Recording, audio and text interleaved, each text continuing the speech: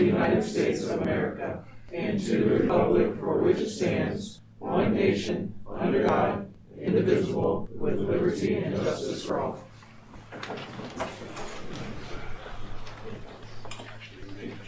Looking for a motion to approve the agenda.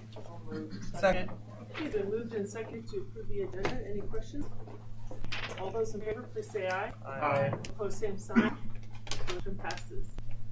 Okay, comments and suggestions from citizens. Are there any people here that would like to address the board? Okay, I see some students here. We'd like to go around, have you introduce yourself and tell us your teacher for the class that you're here for and what your favorite subject is. We'll start here. My name's Everett Schroeder, and my name's Everett Schroeder, and my teacher is Mr. Len, and my favorite subject is Bill.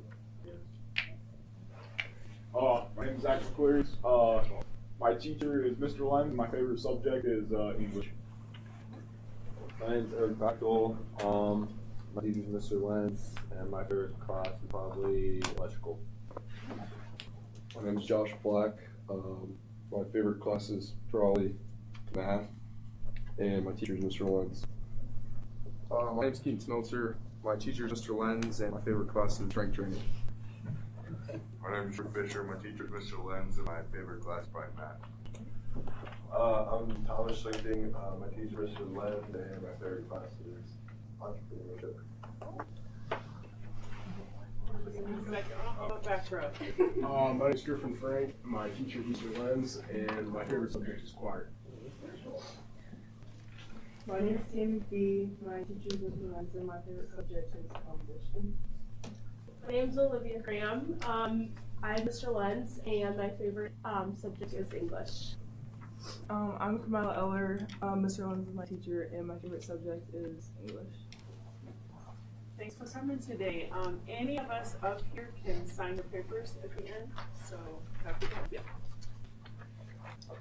If anybody online has any questions for us, you can email any of us or Mr. Stedding, and he will relay those messages on to us. Okay, under the consent agenda, looking for approval. So moved. Second. It's been moved and seconded to approve the consent agenda. Any questions or comments? All those in favor, please say aye. Aye. Opposed, same sign. Motion passes. Recognitions. That's right.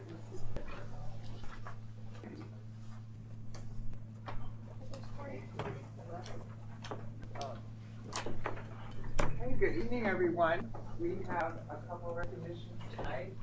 Lenz Required recognition is an award that we give to people in the community or students or people on our staff in the district that exemplify, demonstrate real positive, uplifting, kind of above and beyond ways of behaving and acting and showing their professionalism and respect and all the values that we attend to at North Scott.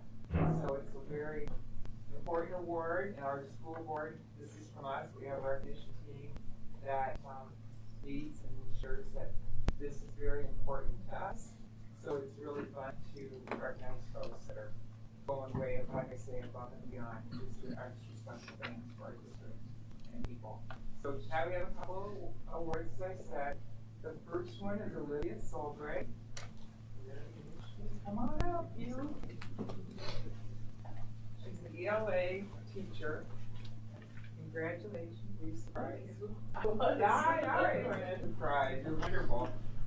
When I tell you about her, you'll see what I mean. She has language arts teacher. She's a language arts teacher in the district for 6 years.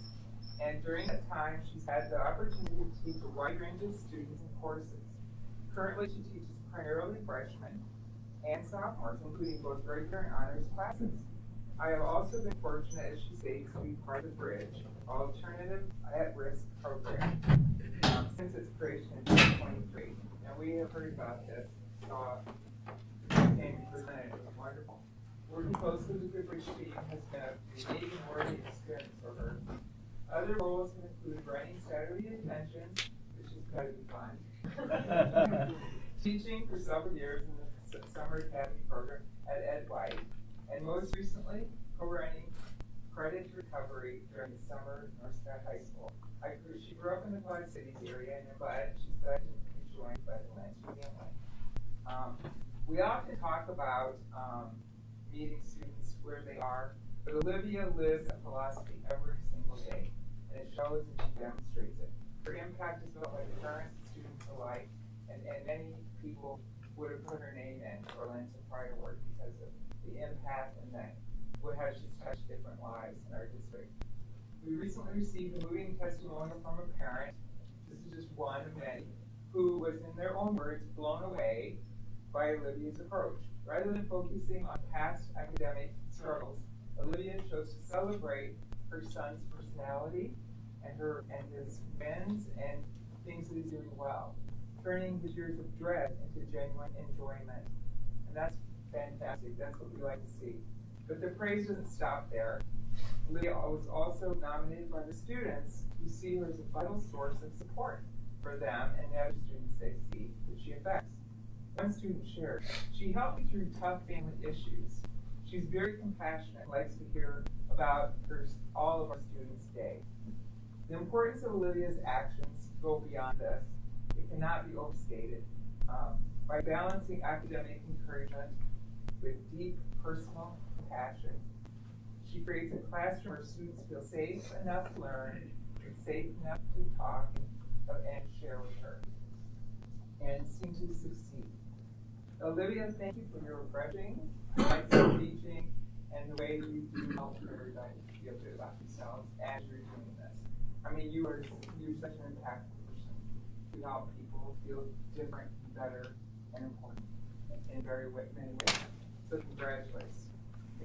Let's see, there's one thing I want to add. We don't just teach subjects. We champion the whole child. That's kind of a quote from It's a philosophy. Well, it's a philosophy and it's a good one. So we want to thank you, Olivia, for this. Thank you very much.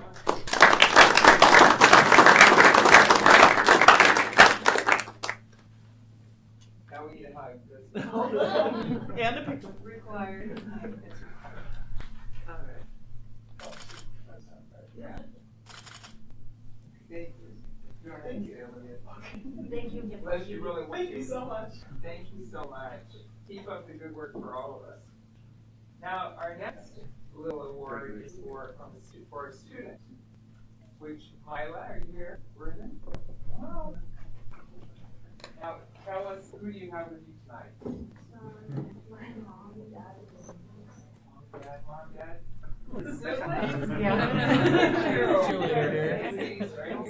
Thank you for coming for her tonight. But she's worth it, as we'll see in a minute. She's a 10th grade student who embodies the very best of her school's values, kindness, empathy, and exceptional citizenship. Mila is a dedicated athlete with a passion for volleyball and a creative spirit in the kitchen. It is her character within our hallways that truly sets her apart. Kitchen, you come stay with me. I'm sorry, Mila. Oh, Mila, thank you. Thank you so much. Sorry, Mila. But tell us, were you surprised about this? Yeah. You didn't know she had so many fans other than your family, did you? For Mila, what makes Mila's nomination particularly special is that it came directly from her peers during the high stress period at the end of the semester. While most students were focused solely on their own finals and grades, Mila chose to invest her time in the success of others. Peer testimonials. Her impact is best described by the students she supports every day. Empathetic mentorship. Her classmates highlight her as a positive presence who listens intently. One student noted that she was instrumental in helping them raise their grades by patiently explaining difficult concepts. What? You don't believe that? I do. It's true. A judgment-free zone. Another peer emphasized her inclusive nature and stating that she offers help without judgment, creating a safe space for others to learn when they feel overwhelmed. And, that's very important because you don't realize how difficult that is unless you're going through that. She represents the Lansing Pride spirit by proving that true success isn't just about individual achievement, it's about lifting others up, right? Thank you so much, Bill. Now, Morgan's got a little sack for you. Here you go.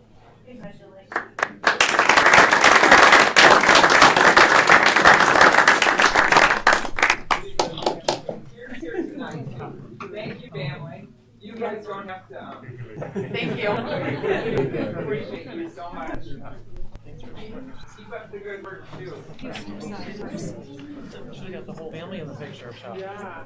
Oh, I know. Michelle, get the picture. Oh, absolutely. Yes, out there. That's the plan. Thank you for coming. They're all here. The one brother's the cheerleader. It's always amazing. Okay, on to the IHSAD. Yeah, so the Brian Raddick received a Student Scholarship District Award winner for IHSAD. So congratulations to him. We had 3 girls qualify for state: Chloe Hamilton, Ada Holden, and Sage Zandelli. Zaladina, thank you. I'm getting names mixed up. She received 3rd place, and so she's the highest female wrestler, girl wrestler that we've had placed so far in state. We also had 2 bowlers. I don't know if you have their names. Lindy Hughes and Skylar Shalat. I'm sure they'll be on our next one, but they're bowling tomorrow in the girls state bowling tournament. So congratulations to all of them. Well, that's great. Thank you. On to bills. Jill. This evening, $375,811 worth of bills presented for approval for payment. I selected the highlighted payment to the Office of Auditor of State for $850. That's for a filing fee. There's an annual filing fee to file the audit that we have every year. There are payments to Elders Preschool and Children's Choice for $22,711 and $9,463, and those are monthly preschool foundation aid payments that we forward on to them for enrollment. And a payment to Pleasant Valley for $102,690 for first semester open enrollment tuition. Thank you. Thank you, Jill. Looking for a motion. Make a motion to approve the bills. Okay, been moved and seconded to pay the bills. Are there any questions for Bill? All those in favor, please say aye. Aye. Opposed, same sign. Motion passes. Thank you, Jill. No committee reports, so on to administration. Administrative reports, let's start with Kate. Perfect. February 21st, our PTO is putting on our first ever bingo night, following the footsteps of a lot of the other elementary. It's going to be at the Isaac Walton League, and all the proceeds will help provide field trip for our students and just some family events and fulfilling some teacher grants for things teachers want within their room. So just want to invite everybody out. Thank you, Carrie. Kyle. The past 2 weeks, we've had a lot of great kind of arts opportunities for our students, not just at Grissom, but all the elementaries. 4th grade got to go see Alice in Wonderland Jr. at the high school and kind of get excited for taking part in drama. And then 6th grade has had their music showcase, seeing that over at the junior high, as well as testing out all the instruments. So Grissom, we just had ours the other day, and it's just really exciting. I always love just going around seeing everybody just really get excited about making a lot of noise with instruments and starting to pick out just all the different things. So it's just kind of a fun time of year, especially for our 6th graders. We just have a lot of kind of getting them ready for the junior high, so looking forward to it. Thank you. Karen. Yeah, so much to share at Glen. It's all in the written report, but I'll highlight that our pre-K through 2nd graders had an meowsing performance for their music show. It was a show about cats and dogs, a little musical. It was adorable, so it was done well. I'll also share that we do have a chess club again, and so it's been many, many years from what I hear, but we are back, and it is the John Glenn Dark Nights. Ooh. Yes, like a Batman.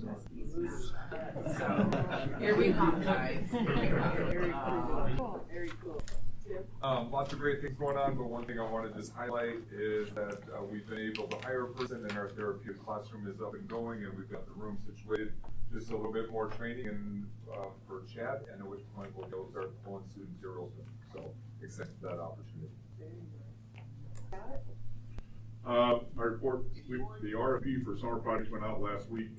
The mandatory meeting is fourth actually, of March, and then the RFPs are due on the 12th at 1 o'clock in this room.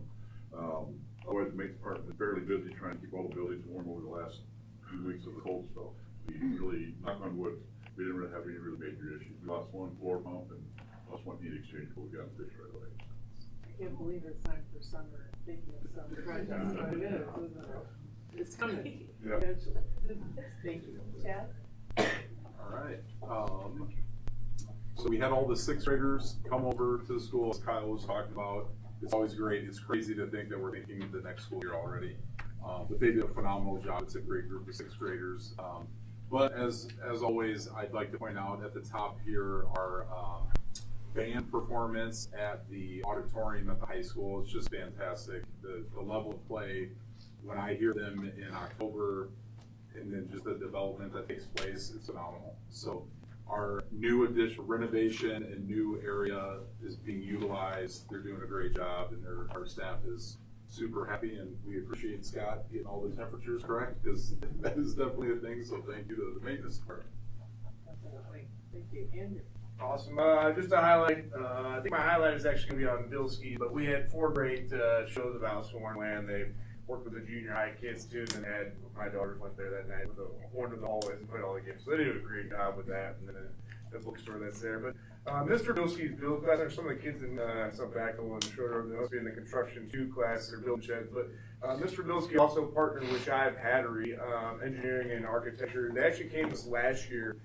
It gave us kind of short notice, and we didn't really have, we were moving the stuff from P10 at the high school out to the RIC. So this year we finally had the space to do this project. But essentially, he had kids working in class and after school, and they created a miniature golf hole. They went with the Dr. Seuss theme, the places you'll go, so you can see the colors there. And they spent a lot of time. It was really cool. And then they won the most creative award. So it was cool. That's a fun event. There's 24, 25 holes, and they have a prize that each year. So it was really cool to partner with them, and kids had fun with it. So. Did you go to that? I was there Thursday night. Yep. So the closest I did to a hole in one was the chip actually on one of them. It was actually a wedge shot, so putter shot. That was so cool. You guys did that. For big sisters, big brother, big sister putter round. So very cool. Thank you. Nicole, did you want to go into your presentation? Thank you.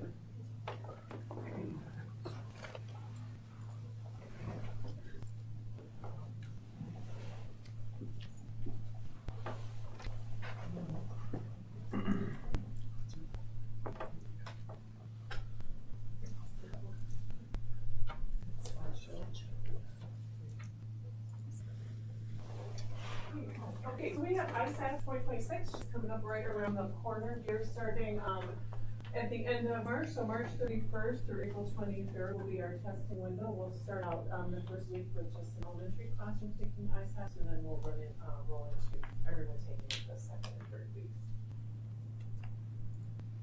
So when we take ISAC, there's a lot of supports that we have our students, our teachers go through these with our students so that they understand when they're taking the test, the resources that are embedded inside the test, and then some that they can use alongside the test. So these are just a few of the supports. So there's a writing checklist, so students have to respond to some writing prompts. So there's a writing checklist they can use alongside of that. There's a math formula sheet that they can also use when they're taking those math tests. They don't have to memorize all of those formulas, they can have it alongside it as well. There's multiple student readiness tools inside of ISAC. There's lots of different tools that students can use. There's highlighters, they can mark off answers that they think are not right, just to some kind of test teachers. So teachers can go through those with their students, help them understand how to navigate the tests. And a couple of the tests have 2 phases. So when students finish the first portion, they have to lock that down or submit that piece of the test, and then they go on to the second part, and they can't go back to that first part. So it's important that our students understand how that test works, knowing that, okay, I can't go back. So teachers will do that for them as well. Part of doing well on the test is understanding how the test works. So these are just some supports that we have. There's also practice tests that students can access. They can access them at home, they can access them at school, or on the ISAC Pearson site. So that's helpful. And then this last thing is new. This is UPAR. Some students in the past have been able to have portions of the test read aloud to them. This UPAR is an assessment that we give to students. Depending on how they do, they're allowed to have portions of the ISAS read aloud to them. So it's really nice. They just go on their headphones and then they can have a different person and math assessments read to them. So it's universal protocol for accommodations in reading. We have students sit for this assessment, pretty short assessment. They read some passages, they answer some comprehension questions, and then they listen to a passage and answer some comprehension questions. And basically the assessment is seeing, do they do better when the passage is read aloud to them on comprehension type questions. So we can use this data to then turn on a feature in ISAS, so they can have the ISAS read to them as well. Part of the expectation though is that they're using that accommodation when they're in the classroom. So they need to be using it in their social studies class, in their math classroom, having those documents read to them as well as their assessment. So that we call it UPAR for short. So this is our data here on UPAR. As you can see, what we're really looking for is these four colors here: the yellow, the orange, the blue, and the green.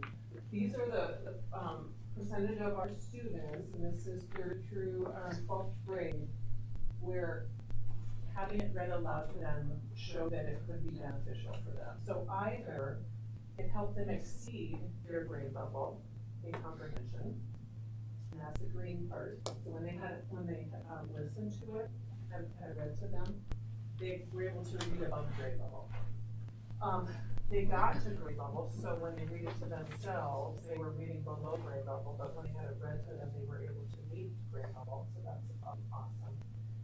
Or it got them above their independent grade level, or it just improved their time. So yeah, 31% of our students were able to have improved performance on the reading comprehension, having the text read to them. And you know, I use Audible. I'm sure some of you have text read to you as well. It's a great feature. It's not something that we're unfamiliar with. So I encourage students when this shows the benefit to really use it. It's in the days of technology. It's something that we're really familiar with and using. So that's some of the accommodations and supports we have for students. Test security with ISAS is a big thing. It's a test that's given across the country, not just here in Iowa. And so we really take test security pretty seriously here. Everyone who's monitoring and proctoring the test has to take test security training. Students and teachers, our proctors, sign a confidentiality agreement and an honor code so that we're not sharing those questions across with other students. We're very careful. Each student has a specific code that they log in with, so we're very careful with our tickets. We don't want those to get into the hands of other people. We shred those when we're done with them. And then, of course, we have, if we have any kind of issue with testing, we have a protocol for that. You know, students, I'm sure they just in the front row here now, you can't have your cell phone in class, you can't have your smartwatches, and now with the meta glasses, that's a thing. Those can be in classrooms when we're taking assessment, of course. So, all of those kind of technology things that we have to keep out of the classroom for test security purposes. Lots of big changes to ISAS this year. So math is going to be a 2-stage test now. We talked about that a little bit ago. You used to be able to go all the way through the math test, and you could go back to the very first question if you wanted to. Now it's going to be 2 stages. You take the first portion of the test. Students submit that, and based on how they perform on that first part, it'll give them kind of a level second section of the test. So that's new. Reading has already done that. There's additional test questions this year. In our lower grades, there's 7 additional questions and 19 additional math questions. There's an additional reading passage as well. So the test is going to be a little bit longer. So we have extended testing times. There's 4 new performance levels, and they'll talk about those in just a minute.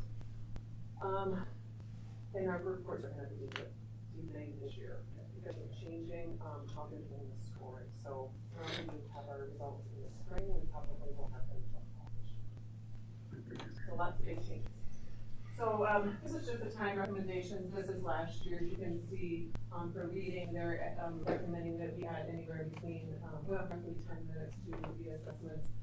Math, like I said, several new questions, lots of new questions added on math assessment. We recommend upwards of 20 additional minutes for students to take that test. So, like I said, test results. So right now, when students take the test, they're either not proficient, proficient, or advanced. So we just have those three categories. When we get results in 2026, you're going to see 4 different categories. We're kind of calling this proficient, but they're not using that language anymore, meeting or exceeding, and it's not going to exactly line up. So we can't just say, well, if you your last year when you took it, if you were meeting or you were proficient, if you would have been one of these 2 categories. It's not going to line up quite that smoothly. In June, a team's going to get together and we're going to decide just how this is going to play out. So we'll know more this summer. So lastly, I talked about some of this. We will still be able to see growth data. They're not changing the scale that the scores come on. They're just changing the categories where they're putting the different scores. We won't be able to compare cohorts anymore. It's not going to be the same when they change how this is laid out. So we're like, well, how did they compare from last year to this year? And we won't really have that because we're going forward this year. But, since scales, we'll have scale scores immediately. The students are finished taking the test, but we won't really know how that translates to those 4 different categories.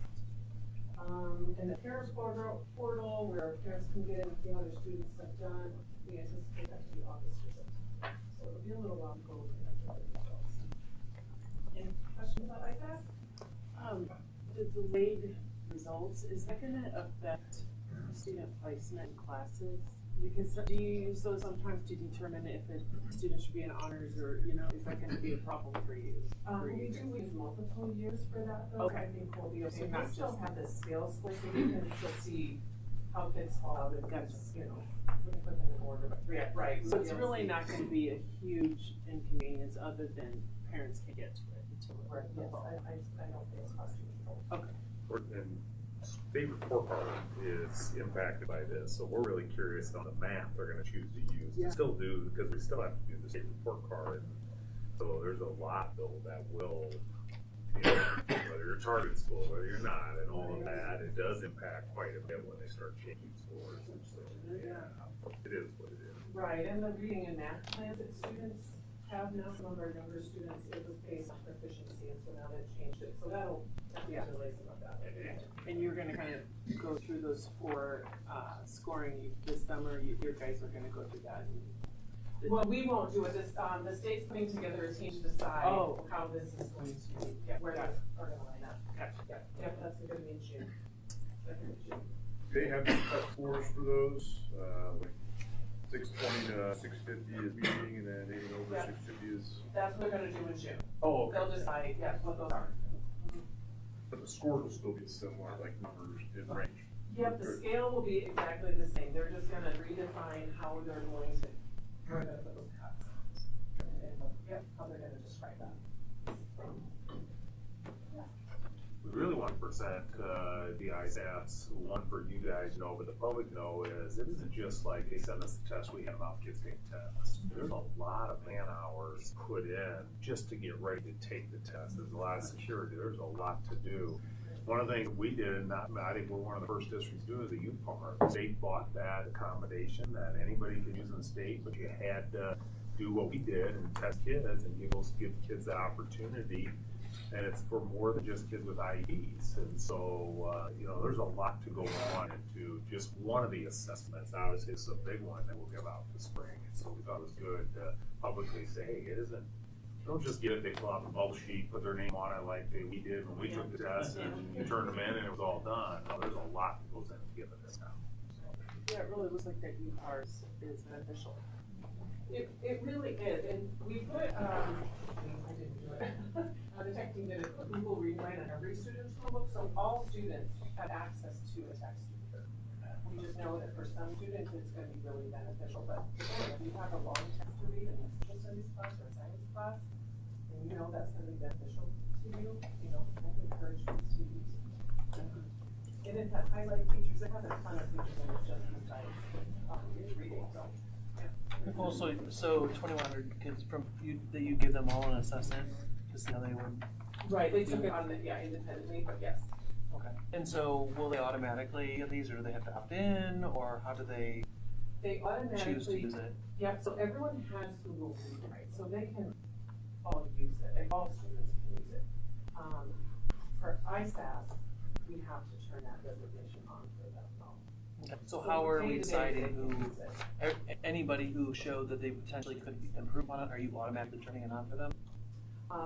Not automatically, because they have to use it in class, so we'll have to do some checking with teachers to see who's using this, or who's using it, who's not using it in combination. It has to be something that you're using, in your day-to-day classroom. So they have a flag in the campus, so teachers know all of the kids for who UCAR is, beneficial to them, so teachers know who those kids are, and then, they can work with them in class about that. And all that, who's all, what how to use it, but be a little more encouraging for those solutions benefit. Okay, I'm just wondering why we wouldn't, if it's beneficial to, even if kids are like, I don't need it, why, if it's shown that it's helping them, why wouldn't we turn it on and say and say, here's how to use it? On ISAS? Even, an ISAS for really, you know, but an ISAS. So- It's on for everything, but you can't in ISAS, it's not allowed. Go ahead. To talk to the building level response to this, so we just actually trained with our staff, and we talked about the flag, so that's how our staff is able to see who it benefits. And then, so our message is much the same as Nicole's, where it's, everybody can use Google Read and Write, but our teachers we want them to encourage the students that have the UCAR flag specifically to utilize that. Anytime, and then the questions start coming out like, is it for a short, sentence, or is it for an article, or, a bigger piece of literature? And so our teachers are kind of tasked with, when we do introduce information in class, know who your students are that benefit from UCAR and make sure we're encouraging them specifically to utilize those. And then also the logistics of having headphones, that was another thing we had to address, to make sure that teachers had the headphones, because not all kids bring their, whatever it is, AirPods, earpods. But that's how we kind of show the staff how to identify the students and then encouraging using that. And kids have access to it all the time, right? It's pushed out to everybody, so kids can use it. I think that's what you were kind of getting to. Yeah, Why aren't do you they guys using know it? what that They is? do have access. I've seen it before, the Google. No. So it'd be nice if, like, if 30% of the kids benefit, why not in the lit classes have a lesson about here's how to use it, everybody. It benefits you, right? Because if we just put it out there that you guys can use it, I don't think they're going to grab onto it, right? And if we can benefit their, not only their day-to-day stuff, but also ISAS, seems like something we would want to spend time on. Right, and we, Telling them. they really just, we're kind of working through how to teach them how to use it, they just took it recently, so it's all like that since. Yeah. We can't, ISAS doesn't allow us to turn on all features for all kids, you have to have, cause, if you will. So we can't turn it on for everybody, we're not allowed, it's not a test protocol, so we have to show cause to turn on an accommodation for students, so that's why we turn it on. No, it's reasonable, but for 31% of the kids, I would imagine it should be on, right?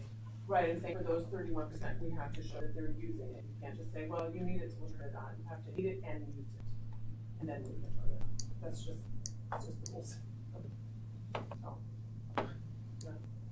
So now you don't have to let people to read the test, this means that you can read to it. Right, unless it would be an accommodation. Oh, an extra accommodation. Okay. Which is another question. Well, how many times have they changed, like, ISAS has been around, this is the 8th year? How many times have they changed? I was just looking up some, it's created by the University of Iowa, right? How many times can we change it? Because every time, if every 2 or 3 years, we can't do comparisons, it's kind of crazy. Yeah. Right, so who's giving feedback about it? Why are they changing things? Are they just doing it because they need classroom, activities to do at the graduate level, or what? Right? What?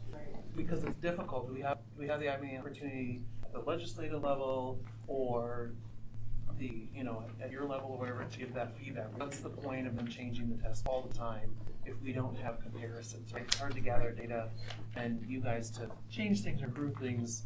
Or once you change things, if you're only going to get the data for a year and compare and they're going to change it again, how do you you know, how do you guys manage all that and all the work it takes every time they change something like this? I really, that's great feedback for the people who created this test. The last time it was changed was in, the day it changed like this was, like you said, 7 years ago. So we've had it for quite a while. They had tweaks to it, but this is a pretty big change that we wouldn't be able to make this comparison. So we've had it for 7 years, so. First time in 7, they've done revamp. We also had COVID during that time where we didn't take it once too. Yes. So we had multiple issues when they first introduced the new test, and then now, like you said, really having been 7 years, but. I was just thinking like one of them, maybe it was math or something, where you said they changed the way they did things so we don't have comparisons from 1 year to the next, you know. I thought it was. Still make comparisons. Okay. Yeah, they can do that. Okay. Well, they'll make a comparison.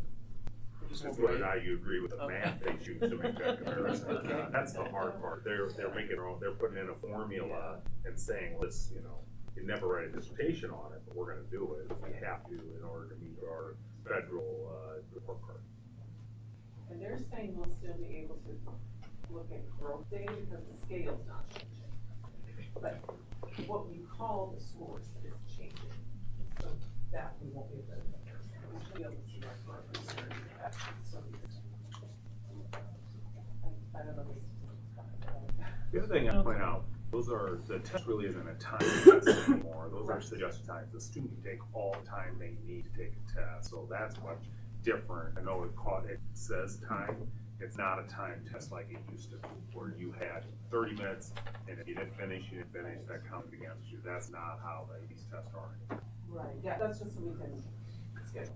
Yep. Thanks for all the time you guys put into this. It was easier when it just Filled out the bubble, made a shape or whatever. It was easier unless you're in charge of the security part of it. Right. Thank you. Absolutely, thank you, Nicole. Thank you. I think all those things are just trying to show us where students are. So it's not time, it's not whether they can read it to themselves or read it. Show what they learned. Okay, no old business, new business, Mr. Steady. Yeah, okay, the countertop for it, just a reminder, remember, we're now building for a person, so it's a little different, but we did reach out to get several quotes for countertops. Jason doesn't make cost, so people don't bet against it anymore, and so we don't even get any responses, and so it's a recommendation to approve Kuzno countertops, $7,978.26. Make a motion to approve Kuzno countertops. Second. Okay, it's been moved and seconded to approve the countertop bid. Any discussion? All those in favor, please say aye. Aye. Opposed, same sign. Motion passes. Okay, is this Jill or is this? Yeah, so it's time to start thinking about next year's school budget for 26-27. As you know, we'll have a finance work session here in a few weeks in March. But by the looks of it, with our enrollment going down and historically what we've had for SSA and so far what's come out of the House and the Senate, it looks like we should pass this school board resolution. School districts are guaranteed for next year's budget 101% or 1% increase from last year's regular program district cost. We have to do that through a property tax levy. So by passing this resolution, then I can send it on to the Department of Management so it can work with the county. So when we finalize our budget, this will all be set in place. So I'm just asking for board approval for this resolution so we can get it on file, but we'll go through all the details in March. Okay. For motion. Motion to approve. Second. Okay, it's been moved and seconded to approve the budget guarantee resolution. Any discussion or questions? All those in favor, please say aye. Aye. Opposed, same sign. Motion passes. Okay, Mr. Steady. All right, enrollment. Probably the big thing with enrollment now is we started our kindergarten and preschool process, and so that'll get going by time we leave for, what date is it? February 25th, Yes. So June. March 1, we'll start really knowing what our class sizes are there as we work through that. Probably the big one is, remember, open enrollment now is a March 1st deadline. I looked today, I think we have 18 kindergartners open enrolled in. Last year was over 30, and then there were maybe another 10 in other grades, and total there was a 30 some of them, so we had 60 some open enrollment kids. And so whether we're seeing less, just a downward trend of less people enrolling now, or they're just all waiting until the last minute. I have no idea whether this number was about what it was last year this time or not. It's just, when you look at the end, it's considerably less than half the number, and so we'll take a look at that. Probably the big thing, legislative Senate came out with 1.75 plus $5 per student to close the equity, which would be a benefit to us. We would get that $5. I don't know how big of an impact it would be for it, but they did add a second count date in February, and whatever number's the highest you would get to use for your next year's budget. So that would help the districts that grow during the year, but wouldn't hurt districts that would shrink. And so I'm not sure, other than what they really want to do is a second count, and then that becomes your count, and if you shrunk, it's even going to be less kids for the next year. So we'll see where that goes. Land purchase, we should be closing in March on a current land purchase, and I did have a meeting I sent out to you. I thought it was next month, but it was actually today. I met with Dave Meyer, had a great conversation with him. So still working on that process, but April 1st, I know I sent that to you or talked to you guys about April 1st somewhat. We have to make a decision whether or not, so we have to spend that money by January 1st next year. So we can only, spin the wheel so long before we determine how that gets spent. Just that we met is all I want to talk about. This one will be done in March. The 40 acres will be done in March. Yeah, they're doing the abstract now, and we'll just set the closing date for that. So that's all we're down to. City stuff's all complete. Everything's, it's just abstract and closing is all. So. Pebble, we have the presentation coming up a week from Wednesday for that. We have our social media will get going, all of that, for the Pebble election. Just the big thing, remember, it allows us to maintain actually the property tax savings in the long run, because if it wasn't for SAVE and Pebble, we'd have to go to GO bonds more, and that would cost the local property taxpayers more. And so it's a good thing for us to continue to maintain that flexibility as expenses will go up, and I'll really cover that week of Wednesday. Public forums, those are included in there. We had our first one. Thank you for showing up, and then I think our next one's March 10th.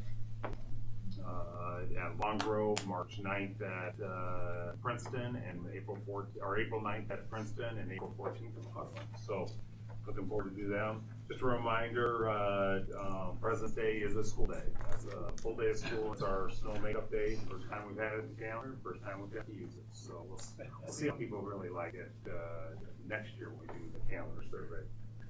And then spring break, March 16th through the 20th for that. And remember, the March is a finance committee meeting here at the first Monday. Yeah. I think it's first Monday in March, and then we only have on March 3rd. It's only 2:40. March 2nd. March 2nd, thank you. March 2nd and March 3rd. So, and that's all I have. Okay. Thank you. Board comments and correspondence. You want to present about the AIDS? Yeah, just we're going to, well, no, because it's a secret. I'll tell these guys later. It's a surprise. Never mind. It's a secret. Show for the little presentation invitation. Yes, yep, and then we'll put it out on the website so people can watch it later. Yep. Yeah. Anybody else? And we'll send stuff to the parents and things like that. Anybody? Allison Wonderland was really good. I just had a second, but Andrew said it. They're so talented.